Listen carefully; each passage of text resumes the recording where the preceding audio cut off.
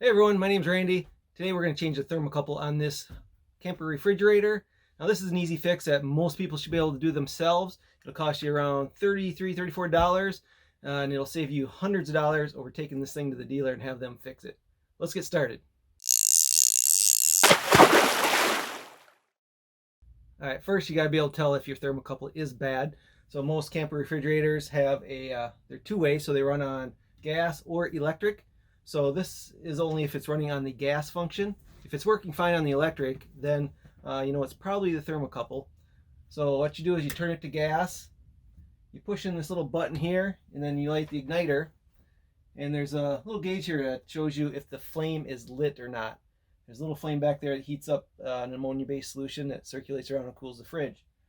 So after about 15 seconds, you should let go of this button, and it should stay lit.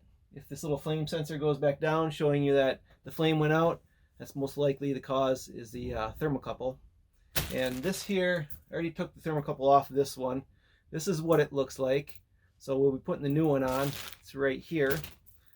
So basically, if you've never seen one before, this little end here goes over the flame in the back, and when that heats up, it sends a little bit of voltage to this end here. Now you can test this by putting a flame on the end, taking your multimeter, putting your negative to the copper wire, the positive to the tip of this here, and you should get somewhere, I think it's around 40 millivolts. If it's less than like 25 millivolts, that means it is bad. This one's kind of been on the edge. Sometimes it worked, sometimes it didn't. And so I got a good reading at first, and I tried again, then it didn't get a good reading, and it kind of went back and forth. So we're going to replace this one today. Now, important thing to note, there's different thermocouples out there.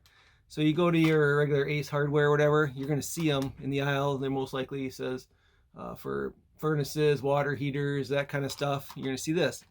This isn't going to work on your camper fridge. You're going to need this one here. This one is harder to find. You're not just going to walk into a store and find this one usually. So I found this one, actually had it on Amazon for just over $33. So this is for a Norcold refrigerator. I'll put the link down below if you want to check this one out. A little more expensive than the one you find at Ace Hardware, but it's the only one that works. So we're going to be putting this one in today. All right, before we get working on this fridge, we need to disconnect it. So first, turn the propane bottle off on the outside, and then you got a propane hose running into this fridge. We're going to just disconnect that. And since it's a two-way fridge, it's also plugged into an electrical socket back there. So just unplug that. So that's what you do from the outside. Now on the inside, we just got some screws along the edge here we're going to pop off. We're going to take this door off so we can access them. And the whole fridge will just slide out.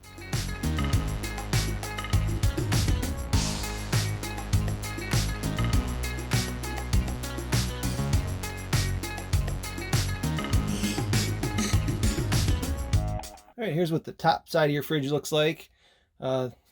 This one has some mouse damage. They've been up here peeing around and stinking the place up. That's why everything looks a little bit rusted out. So make sure you keep the mice out of your camper, or it's going to look like this. So right here is where the one end of the thermocouple screws into. And then we're going to route that around down the side and down here where the flame is, down in this can here. So we got to take off this shield. It's usually just a sheet metal screw too. Just do that, and the little shield comes right off. All right, now that the shield's out of the way, we want to take our probe end here, and in this case there's a couple little holes it just slides right into, all the way in there. It's kind of a tight little spot. That's why you got to take the fridge out to get to this. All right, here's a close-up shot of it. It just pushes there. It actually goes through a hole here, one here, and then one on the back side of there. So you might have to push a little harder, kind of finagle it to get in there, and you kind of see the end sticking out right over the flame. All right, so now we just got to put this shield back on, and this red cord here, this is going to your electric heating element. So just got to make sure that's in the shield too, and let's put this back on. There we go. All right, now with the rest of this, we're just gonna work it all the way up the side or the top and plug it into the top there.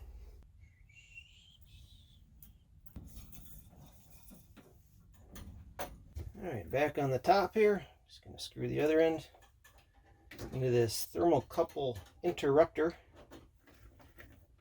right here. And you'll know if you have the wrong thermocouple because it will not screw into here. The threads are a different size.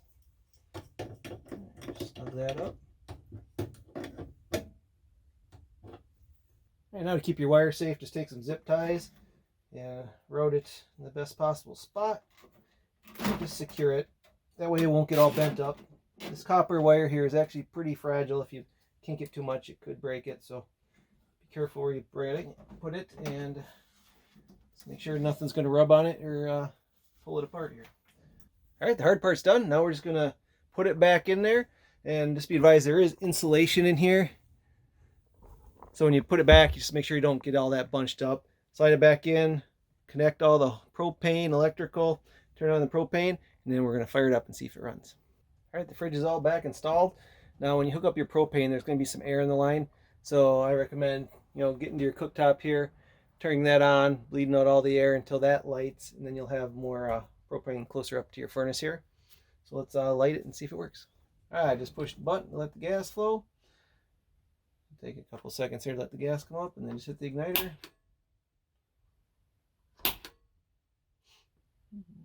Sometimes you got to bleed out a little bit of that air first. And there we go. There it is. You can see the flame sensors all the way up saying the flame is lit. And when you let go, it should stay on. If for some reason that didn't solve your problem, I just did a video showing all the other issues that could be causing a fridge not to be working. So check that out. I'll put the link down in the description, and I'll have it here on the end screen in just a second. But first, I want to show a cool little tip before I go. So on your back bumper, you got these little plastic plugs here. You can pull off to store stuff in there. Well, for some reason, they like to just fall off as you're going down the road. As you can see, this side already fell off, so I'm missing a cap. So I found this little handy dandy thing. It's a magnetic bumper cap, and the cool thing is on the back side, you can actually connect your sewer hose to it, and so you can pull it all out with the cap.